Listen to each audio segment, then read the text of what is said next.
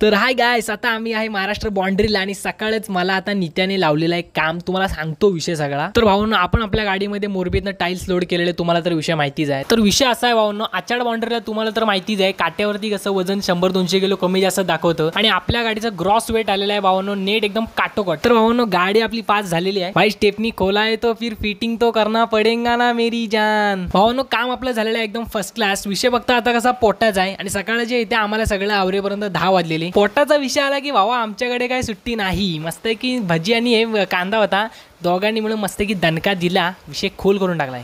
आमचा कोटा काय भावना भरला तर सर गाडी म्हणते माझ्या पण पोटा पाण्याचा बघा काहीतरी। फिर गाइस हमने भी कह दिया जा पी ले जितना पीना है और जी ले अपनी जिंदगी। तो गाइस आगे आते ये देखो विरार को हमको लगा इतना बड़ा ट्रॅफिक भेंडी, तर मी चढलो डायरेक्ट हुडावरती। बघतो तर काय जायला इकडे गाड्या सगळ्या परफेक्ट भावनो 12 वाजता आम्ही ट्रॅफिक मध्ये होतो आणि आता कुठे 5 वाजलेत आणि आम्ही बाहेर पडलोय। तर एवढ्या ट्रॅफिक मध्ये आम्हाला वैताग आला ना भेंडी सांगू शकत नाही। भावानो, मुंबई दुपारची एंट्री पास होली या कारणामुळे आम्ही कुठे थांबलेलो नाही। तर भावानो, दुपारची एंट्री वगैरे पास करून आम्ही थांबलो आता सहारा पार्किंगला। मग काय आपल्या भाईने ऑर्डर केले राईस आणि डाळ तडका भेंडी। आता काय वाढायचं आणि डायरेक्ट पुढचं पुढे। तर भावानो, पोहोचलोय आपण आपल्या फायनल डेस्टिनेशनला, जे की होता आपला कुडाळ, जिथला आपला माल होता। तर भावानो, गाडी आपण एकदाची खाली करायच्या पॉइंटला लावलेली आहे। आता काय भावानो, आपल्याला टेन्शन आहे, हमाल काय आलेत, गाडी काय खाली होईल। आणि भावानो, हा ब्लॉग तुम्हाला आवडला असेल तर तो गाइस आपको ब्लॉग पसंद आया तो लाइक कमेंट और दबा के शेयर करो और अपने पेज को फॉलो करो ऐसे नए नए कंटेंट देखने के लिए।